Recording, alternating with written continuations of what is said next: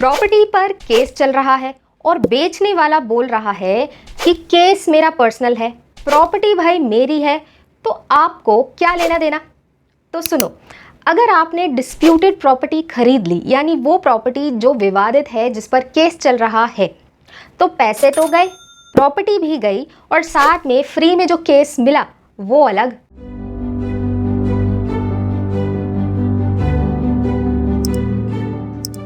तो समझते हैं section 52 of transfer of property act को, जो बात करता है डॉक्ट्राइन ऑफ लिस पेंडेंस की। लिस मतलब केस, पेंडेंस मतलब पेंडिंग, दोनों को जोड़ेंगे तो केस पेंडिंग।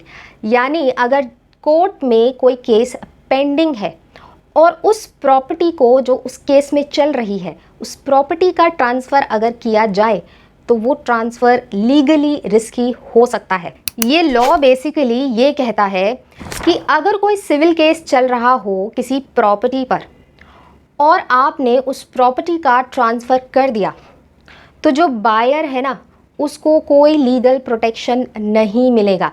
यानी जो बायर ने प्रॉपर्टी खरीदी वो कभी उसकी बन ही नहीं सकती। अब इसको एक एग्जाम्पल के थ्रू समझते हैं।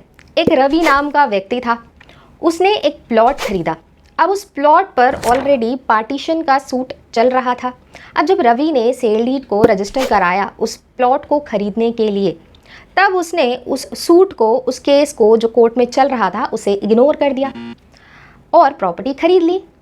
लेकिन जब 2 साल बाद उस प्रॉपर्टी पर जजमेंट आया तो कोर्ट का फैसला ये था कि ये प्रॉपर्टी का जो हिस्सा है, पार्टीशन जो हुआ है, उसमें रवि का तो कोई हिस्सा नहीं है, दीपक का हिस्सा है। तो ऐसे में रवि ने जो पैसे दिए, जो रजिस्ट्री कराई, अब वो किसी काम की नहीं रही, क्योंकि उसने उस दौरान उस प्रॉपर्टी को खरीदा जब कोर्ट में केस चल रहा था। उसने बिना कोर्ट की परमिशन के उसको खरीदा। कोर्ट ने उसे कहा कि buyer is bound by the result of pending litigation.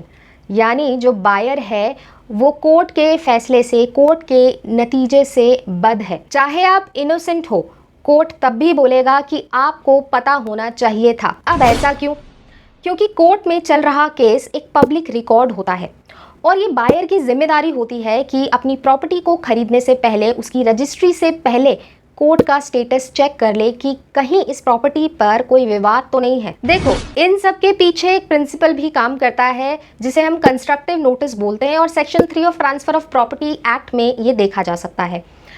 जब भी किसी प्रॉपर्टी पर कोर्ट केस चल रहा होता है तो ये मान लिया जाता है, ये प्रिज्यूम कर लिया जाता है कि इसके बारे में बायर को पता था, चाहे उसने पूछा हो या ना पूछा हो।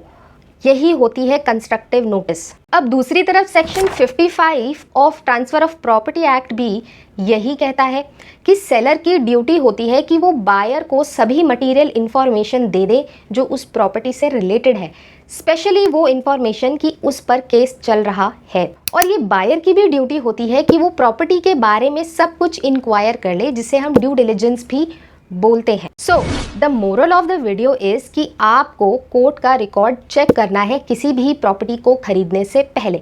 आप डिस्ट्रिक्ट वेबसाइट पे जाके भी चेक कर सकते हो या फिर वकील के थ्रू भी चेक कर सकते हो। दूसरा मॉरल है कि सेलर से ये लिखित में लिखवा लो डिक्लेरेशन कि इस प्रॉपर्टी पर कोई कोर्ट केस नहीं चल रहा है।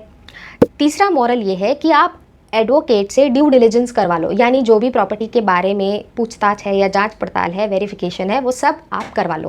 कोर्ट केस छुपाना भी एक तरीके का फ्रॉड है और इसका असर नए बायर पे पड़ता है। सो आंख बंद करके रजिस्ट्री नहीं करनी, नहीं तो 2 लोगों के बीच में आप फंस जाओगे। ऑलराइट, अगर इस वीडियो से रिलेटेड कोई डाउट है या कोई अन्य लीगल क्वेरी है तो आप कमेंट बॉक्स में पूछ सकते हो। अगर वीडियो अच्छी लगे तो इसे लाइक करें, शेयर करें और चैनल को सब्सक्राइब करें। Thanks for watching and see you in next video.